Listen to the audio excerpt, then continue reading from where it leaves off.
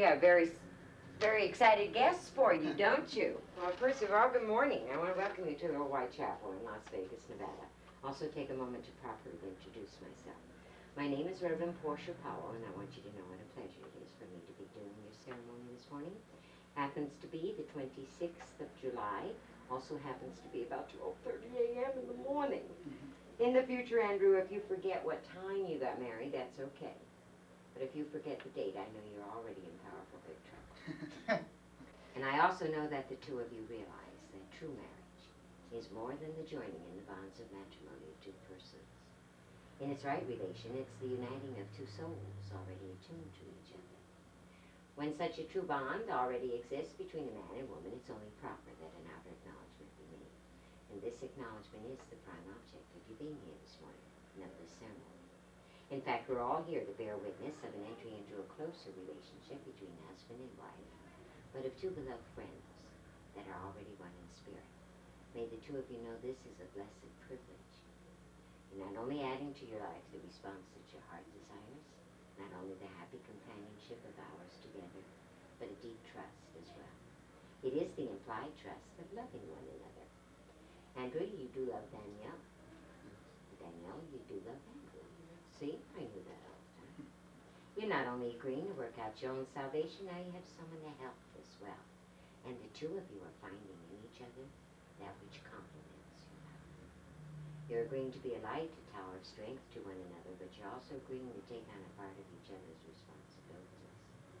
You see, in truth, what you're doing is entering into an act of pure faith, in which each of you must give of yourself to the utmost. Danielle, I'd like to hold your bouquet. This way I can feel free to ask the two of you to face one another and hold hands for me. That's perfect.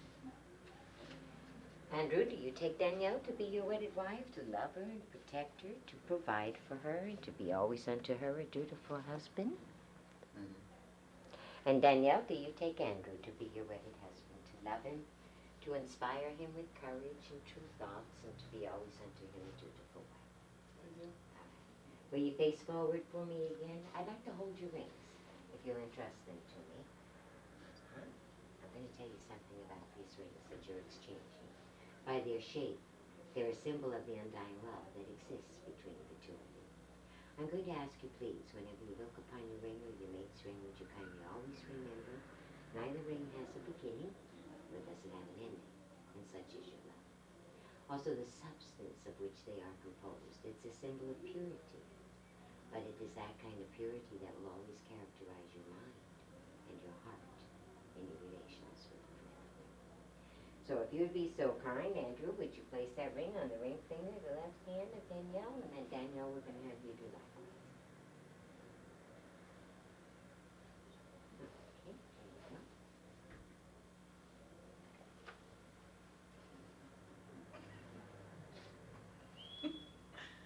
Fine? Okay. All right. I want you to hold these ring hands together. Clasp them together like you're never going to let each other go. Look into each other's eyes and repeat after me together. With this ring, I thee wed. And with it, I give to you all the treasures of my mind, my heart, and my hands. All right, we're just about done. There's your bouquet back. You know, it's taken a lot of communicating between the two of you, already sharing what's in your mind and your heart, in order to get you to this point. When you leave this wedding chapel, you will be married people. I ask you now to also include the work that your hands do for the good of the relationship, so that it's truly everlasting. If you do this in your marriage, then in your lives, the two of you will have a trinity working, and you will be sharing with each other three wonderful gifts: all of your thinking, all of your feeling, and all of your doing. I know that God certainly does bless you both on your path of accomplishment. So it is under the authority of the law of this land, but in the name of the Holy Spirit who performs all true marriage.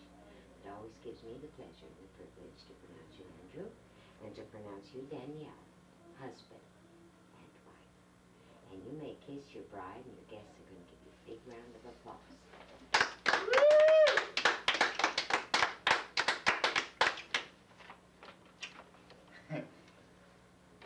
Congratulations. Yes, I'm going to play some triumphal music here, Andrew, so that you can escort your wife back down the aisle of the chapel. My congratulations.